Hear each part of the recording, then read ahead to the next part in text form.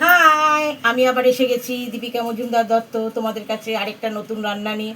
এটা একদম চলতি রান্না, সবাই করে খাও বলতে গেলে। আমার কথা হচ্ছে যারা করনি তাদের জন্য এই রান্নাটা আমি নিয়ে এলাম, আর যারা করেছো তাদের কথা বাদ দাও। ইচ্ছে হলো তাই তোমাদের সাথে আমি একটু শেয়ার করছি। এই যে সবজি নিয়েছি, দেখো যা ছিল আমার ঘরে, বেগুন ছিল, কুমড়ো ছিল, আলু ছিল, আর এই যে লাউ ডাঁটা, এগুলোকে আমি কুচিয়ে নিয়েছি। এর মধ্যে কি রান্নায় লাগছে দেখো, কালো জিরে, নুন, মিষ্টি, হলুদ আর সর্ষে তেল। বাঙালির রান্না মানেই সর্ষে তেল। শুধু অথেন্টিক রান্নাগুলো ছাড়া কিছু কিছু রান্না আছে যেগুলো হোয়াইট অয়েলে হয়। এই আর তোমাদের দেখাতে ভুলে গেছি, এর মধ্যে পোস্ত আর কাঁচা লঙ্কা বাটা পড়বে। সেটা আমার নামানো হয়নি তাই দেখানো হয়নি, একটু পোস্ত কাঁচা লঙ্কাটা দেখাবো, বেটে নেবো, তারপরে দেখতেই পাবে। আচ্ছা যাই হোক, এই যে দেখতে পাচ্ছ উনুন আর কি, গ্যাসটা আমি ধরিয়ে নিলাম। এতে আমি সর্ষে তেল দিয়ে দেবো, কড়াইয়ে আমি সর্ষে তেল দিয়ে দেবো।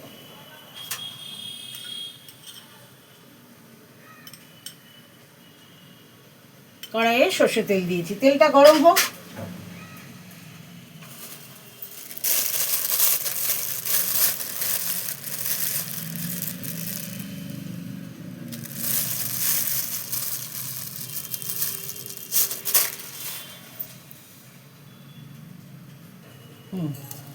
তেল গরম হয়ে গেছে। এইবার এতে আমি কি দেবো তোমাদের বলতে ভুলে গেছি, শুকনো লঙ্কা দেবো। তেলটা আমার গরম হয়ে গেছে, এতে ফোড়ন আমি শুকনো লঙ্কা দিচ্ছি।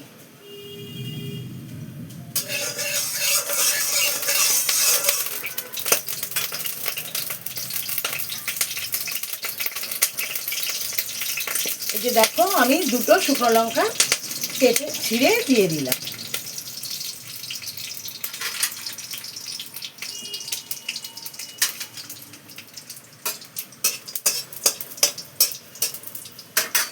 এরপর এতে আমি এই যে কালো জিরেটা দিয়ে দিচ্ছি, সামান্য কালো জিরেটা দিয়ে দিলাম। তোমরা পারলে বড়িও দিতে পারো, আমার বড়ি দিইনি, অল্প ছিল, আমি বড়ি দিই না যদিও, তাই দিইনি। এই যে এবার আমি এই সবজিগুলো দেখতে পাচ্ছ, কাটা সবজিগুলো দিয়ে দিচ্ছি।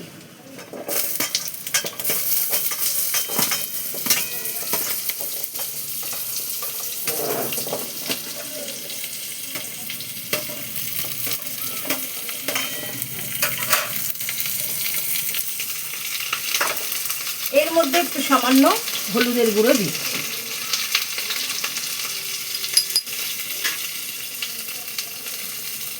আর এই যে নুন।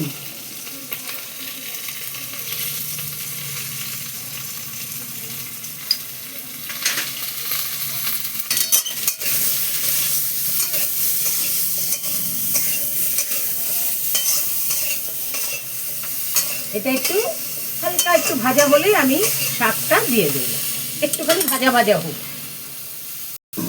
দেখো একটুখানি নাড়াচাড়া করে নিয়েছি।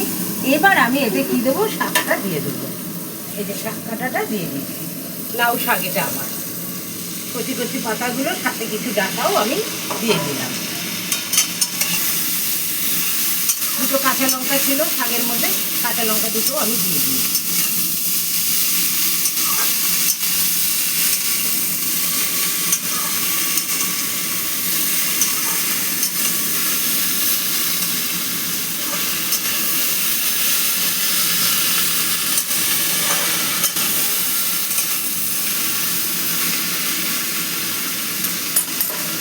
শাকের থেকে তো জল উঠবেই, এবার আমি এটা ঢাকা দিয়ে দিই, তাহলে দেখবে জল উঠবে। এই দেখো এটা হয়ে গেছে, এই যে জল বেরিয়েছে কতটা, আর এই যে আলু সেদ্ধ হয়ে গেছে, এই যে আলু দেখো সেদ্ধ হয়ে গেছে, এই যে সেদ্ধ হয়ে গেছে, কুমড়ো তো নরম, কুমড়োও সেদ্ধ হয়ে গেছে। এইবার বেগুন তো নরম, এও সেদ্ধ হয়ে গেছে। এবার এর মধ্যে যখন এটা সেদ্ধ হচ্ছিল সেই ফাঁকে আমি পোস্তটা কাঁচা লঙ্কা দিয়ে বেটে নিয়েছি, আর কি মিক্সিতে পেস্ট করে নিয়েছি। এবার আমি পোস্তটা দিয়ে দিচ্ছি।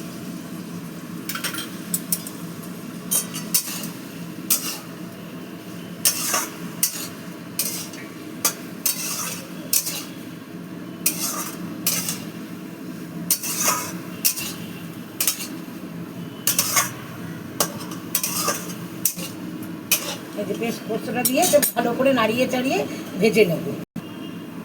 এইবার দেখো এটা হয়ে এসছে। এবার এটাতে আমি একটু মিষ্টি দিয়ে দেবো। এই শাকটা না একটু মিষ্টি মিষ্টি বেশ ভালো লাগে খেতে।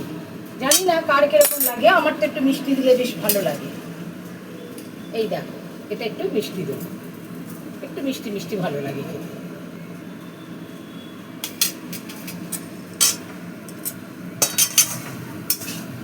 শাকটা ভাজা ভাজা হয়ে গেলে তারপরে নামাবো।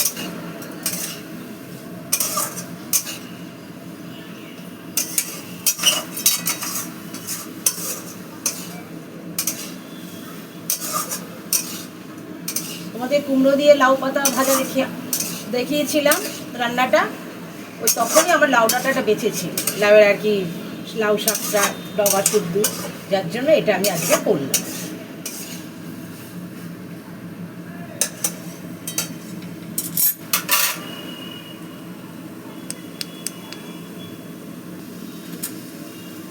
আমার শাক ভাজাটা হয়ে গেছে। এই দেখো শাক ভাজাটা হয়ে গেছে। এবার এতে নামাবার আগে যেহেতু পোস্ত দিয়ে করেছি তো একটুখানি কাঁচা তেল দিয়ে নেব, একটু কাঁচা তেল দিয়ে। আমার অবশ্য কাঁচা তেলের গন্ধটা খুব ভালো লাগে, কে কী করে বলতে পারবো না, আমি একটু নামাবার আগে একটু কাঁচা তেল দিয়ে দিই। শাক ভাজাটাও ভাজা ভাজা হয়ে গেছে। তারপরে তোমাদের নামিয়ে আমি দেখিয়ে দেবো যে কেমন হয়েছে, বুঝতে পেরেছো? এই দেখো আমার তাহলে শাক রান্না তৈরি। আমি প্রথমেই বলেছি যারা করেছো তাদের কথা আলাদা, যারা করনি তাদের জন্য আজকে একদম সাদা মাটা সিম সাম ডেলির রান্না যেটাকে বলে, সেই রান্নাটাই করলাম। তোমরা করে খেও, আর আমাকে বলো দীপিকাজি বেশ ভালোই খেলাম, আমাদের মতোই আপনি করেছেন, শুনলে খুব ভালো লাগে। আমি তোমাদের আশায় রইলাম, আর যারা নতুন তারাও বলো কেমন খেয়েছো।